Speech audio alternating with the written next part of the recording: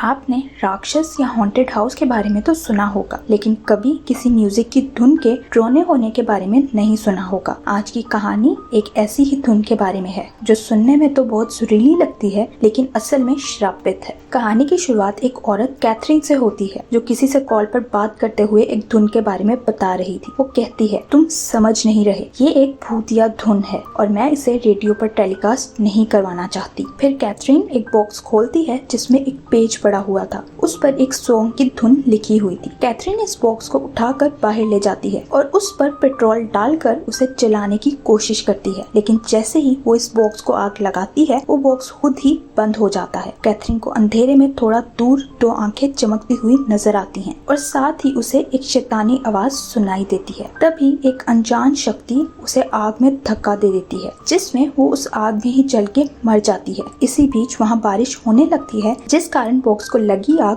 बुझ जाती है और सॉन्ग की धुन चलने से बच जाती है। एक महीने बाद का सीन दिखाया जाता है, जिसमें एक लड़की मेलोडी एक ऑर्केस्ट्रा में धुन बजा रही थी। इस ऑर्केस्ट्रा का मालिक गस है, जो कैथरीन का अच्छा दोस्त था। कैथरीन के मर जाने से उसके म्यूजिक इवेंट की प्लानिंग खराब हो गई थी, इसलिए वो अपसेट था और मेलोडी को धुन ठीक से ना बजाने पर डांटने लगता है। ऑर्केस्ट्रा के लोगों के जाने के बाद मेलोडी गस से बात करती है और गस से कहती है, मैं अपना म्यूजिक सबमिट करवाना चाहती हूँ, लेकिन गस को उसका म्यूजिक सॉफ्ट लगता है, इसलिए वो उसे रिजेक्ट कर देता है और उसे बताता है कि मैंने दूसरे मेंबर फ्रैंकलिन के म्यूजिक को सिलेक्ट कर लिया है। अगले सीन में दो बच्चों को दिखाया जाता है, जिनमें एक मेलोडी की बेटी जोई है और दूसरा मेलोडी की दोस्त का बेटा कॉलिन। जोई को सुनने में तकलीफ थी, इसलिए वो हेयरिंग डिवाइस यूज करती थी। मेलोडी जोई का इलाज करवाना चाहती थी, जिसके लिए वो जोई से वादा भी करती है, तुम्हें एक अच्छे डॉक्टर से मिलवाऊंगी। गस इवेंट करवाने की तैयारी कर रहा था जब मेलोडी उसके पास आती है और उसे अपने म्यूजिक को चांस देने का कहती है, लेकिन वो नहीं मानता। वो मेलोडी से कहता है, मैं इस इवेंट में कैथरीन के म्यूजिक की धुन बजाना चाहता हूँ, लेकिन वो मिल नहीं रही। ये वही म्यूजिक धुन थी जिसे कैथरीन ने चलाने की कोशिश की थी, इसलिए गस को वो नहीं मिलती। मेलोडी गस से कहती है, मैं वो म्यूजिक ढूंढ कर ला सकती हूँ, क्योंकि कैथरीन उसकी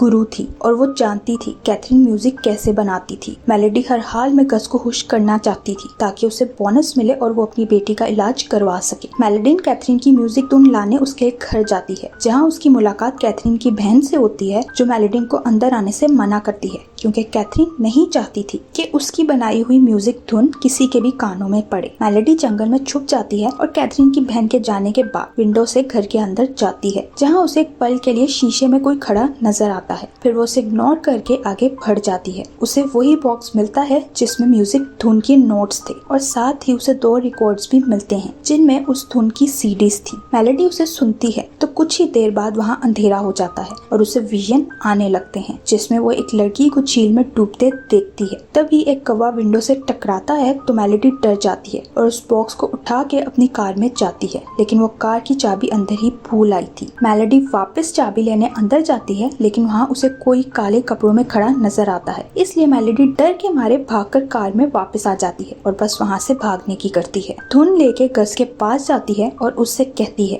मैं इस म्यूजिक धुन की एंडिंग पूरी कर सकती हूँ, जो मुकम्मल नहीं है। गस ये सुनकर खुश हो जाता है और उसे धुन पूरा करने के लिए कुछ समय दे देता है। मेलोडी उस धुन की एंडिंग पर काम करना शुरू कर देती है और साथ ही हैंड फ्रीज लगाकर उन रिकॉर्ड्स को सुनती है। उसे वो रिकॉर्ड सुनते हुए फिर से विजन्स दिखाई देते हैं, जिनमें वो एक पहाड़ की चोटी पर खड़ी फ्लूट बजा रही थी। विजन खत्म होते ही मेलोडी देखती है म्यूजिक धुन के नोट्स पूरे हो गए थे। उसे हेडफोन्स में से किसी की आवाज सुनाई देती है जो क्लियर नहीं थी, इसलिए मेलोडी उस धुन को अपने दोस्त फिलिप के पास ले जाती है। फिलिप म्यूजिक का प्रोफेसर था। यहाँ हमें पता चलता है ये म्यूजिक पीस कैथरीन के बनाए गए म्यूजिक में सबसे अलग था। फिलिप मेलोडी को बताता है, पुराने समय में माना जाता था म्यूजिक में उलट पुलट करने से आत्मा पर असर होता है, इसलिए वो इधर उधर भटक जाया करती थी। वो बताता है पुराने समय में जादू टूने के लिए भी म्यूजिक इस्तेमाल होते थे, जिसे शैतानी म्यूजिक कहा जाता था। इस म्यूजिक के रिकॉर्ड्स के आखिर में जो आवाज सुनाई देती है, मेलोडी फिलिप को ये आवाज क्लियर करने का कहती है। इधर जोई और कॉलिन खेलने के लिए बाहर जाने लगते हैं, लेकिन उसी वक्त कॉलिन को जोई के घर वही रिकॉर्ड्स नजर आते हैं जो मेलोडी कैथरीन के घर से लाई थी। कॉलिन हेडफोन लगाकर उस धुन को सुनता है और फिर जोई को बताता है, ये सुनते हुए मुझे कोई इविल स्पिरिट नजर आती है, लेकिन वो बच्चे ये सब कहाँ ही समझ सकते थे, इसलिए सब छोड़ फिर से हाइड एंड सीक खेलने लगते हैं। जब कॉलिन को जोई की बॉल नजर आती है तो वो उसके पीछे जाता है, जहाँ उसे एक भूत नजर आता है जो बहुत डरावना था। ये देख के कॉलिन डर जाता है और उसके बाद से वो बिल्कुल बदल जाता है।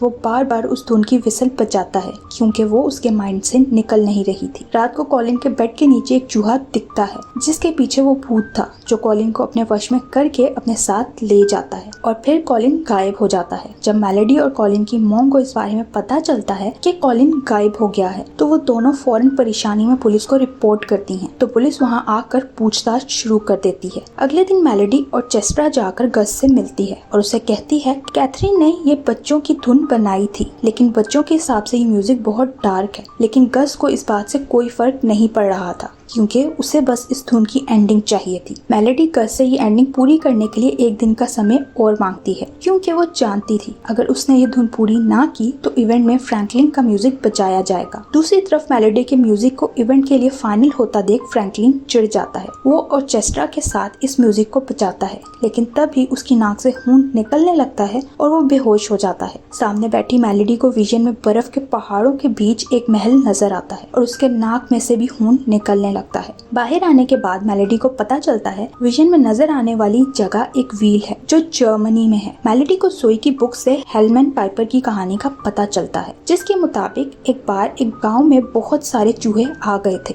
जिन्हें भगाने के लिए गांव वालों ने पाइपर से कहा था, जिसके बदले में वो उसे पैसे देने वाले थे। पाइपर ने एक धुन बजाकर उन चूहों को भगा दिया था लेकिन गांव वालों ने उसे पैसे नहीं दिए, जिस पर पाइपर गुस्से से पागल हो गया और बदले में उसने गांव वालों की सबसे कीमती चीज चुराने का फैसला किया, यानी उनके बच्चे। उसने उसी धुन से उन बच्चों को काबू किया और फिर झील तक ले जाकर उन्हें मार दिया था। यह कहानी पढ़ने के बाद मेलोडी को इस पर विश्वास नहीं होता और वो अभी भी धुन को पूरा करने में लगी हुई थी, जो करते करते वो सो जाती है। मेलोडी के सोने के बाद जोई उस रिकॉर्ड से धुन को सुनती है और तभी उसके पीछे वही भूत आकर खड़ा हो जाता है और उस पर हमला करने ही लगता है, लेकिन जोई के मुड़ते ही वो गायब हो जाता है। नेक्स्ट सीन में जोई को अपनी बॉल नजर आती है जिसका पीछा करते करते वो एक बस पर चली जाती है। जब उसे पाइपर नजर आता है जो धुन बजा रहा था, बस के सारे शीशे टूट जाते हैं और वो पाइपर की धुन गौर से नहीं सुन पाती। जोई इस बारे में अपनी मॉम को बताती है और ये भी बताती है कि कॉलिन ने भी इसी को सुना था जिस कारण वो गायब हो गया। जोई कहती है मेरी हेयरिंग डिवाइस खराब होने के कारण मैं इस म्यूजिक को ठीक से नहीं सुन पाई, लेकिन उसने अपने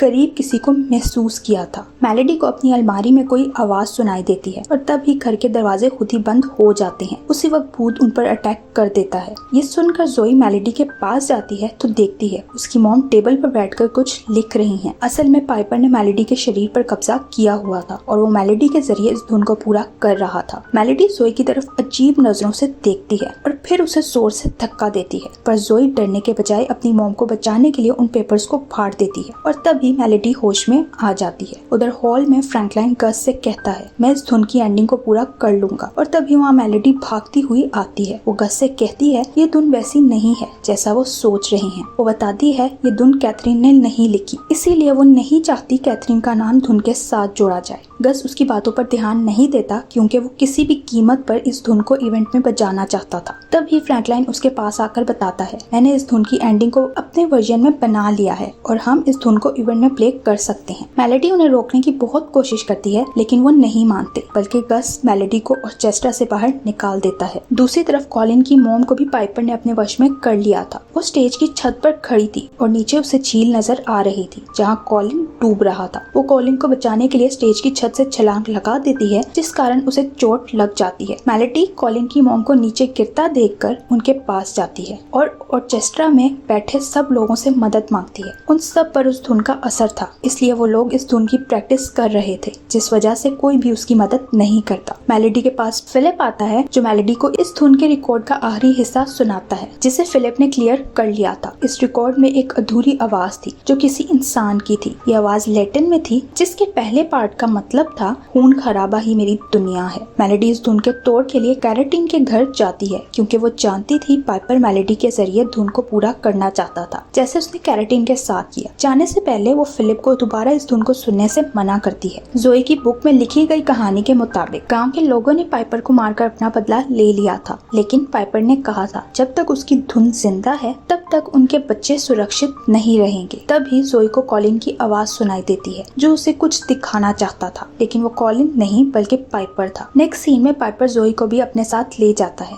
इसलिए जोई भी गायब हो जाती है। इधर फिलिप इस धुन की रिकॉर्डिंग के दूसरे पार्ट को भी ट्रांसलेट कर लेता है, जिसका मतलब था जो भी पाइपर की कैद से छूट जाएगा पाइपर उससे अपना बदला लेगा। दूसरी तरफ मेलोडी को कैथरीन की बहन इस सब से दूर रहने का कहती है। उसका कहना था जो काम कैथरीन 50 साल में नहीं कर सकी वो तुम कैसे कर सकती हो, और कैथरीन का अंजाम तो उसके सामने था। मेलोडी हार नहीं मानती, तभी उसे घर की दीवार के वॉलपेपर के पीछे मेलोडी की धुन के नोट्स मिलते हैं, जो देख के कैथरीन की बहन कहती है इसका कोई तोड़ नहीं। वो कहती है अगर तुम्हें वो धुन सुनाई देती है तो पाइपर ने तुम्हें कैद कर लिया है। कैथरीन ने बहुत कोशिश की थी लेकिन उसे इस धुन का तोड़ नहीं मिला, इसलिए उसकी लाइफ में सब गड़बड़ हो गया। मेलोडी समझ जाती है दीवार के वॉलपेपर पर लिखे गए नोट्स ही इस धुन का तोड़ थे, इसलिए वो वापस घर जाती है जहाँ पाइपर ने फिलिप को अपने वश में करके उसके नाक को चोट पहुंचाई थी। तभी मेलोडी उसके पास आकर उसे संभालती है। दूसरी तरफ हॉल में आज इवेंट था जहाँ मेलोडी भी जाती है। गस फ्रैंकलाइन और अपनी टीम के साथ उस म्यूजिक की धुन को बजा रहा था, लेकिन तभी फ्रैंकलाइन में पाइपर आ जाता है जो हॉल में बैठे सब लोगों को अपने वश में कर लेता है।